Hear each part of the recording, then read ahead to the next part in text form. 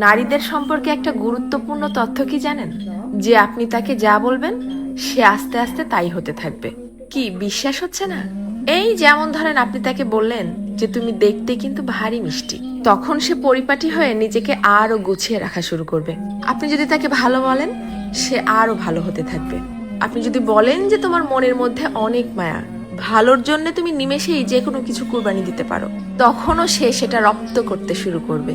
কিন্তু যখনই আপনি তার খুঁত ধরা শুরু করবেন, তার ছোট ছোট ভুলগুলোকে বড় বানিয়ে তাকে সবার সামনে অপমান করে ছোট করবেন, সে এটা পারে না, সে ওটা করে না, সে একজন বেয়াদব, সে একজন অসভ্য, মুখে মুখে তর্ক করে, সে একজন মারাত্মক রাগী তেজি জিদ্দি মহিলা, এ ধরনের কথাগুলো যখন তাকে কষ্ট দিয়ে বলবেন, সে কিন্তু আস্তে আস্তে তাই হতে থাকবে। কারণ তখন সে ইতোমধ্যেই জেনে গেছে যে আমার আর ভালো কিছু প্রকাশ করার মতো কিছু নেই।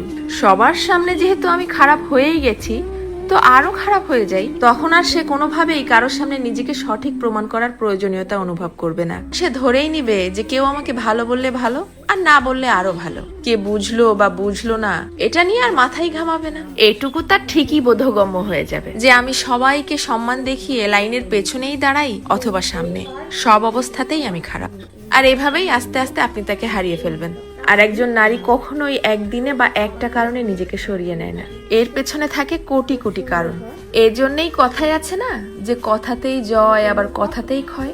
কারো ভুল ধরিয়ে দিতে হয় একান্তে, সবার গোপনে। আর কারো প্রশংসা করতে হয় তাকে সামনে রেখেই সবার সামনে।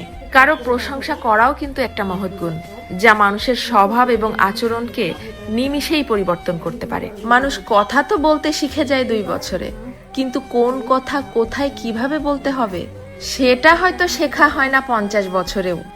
এটাও কিন্তু মানুষের জীবনের একটা বড় ব্যর্থতা।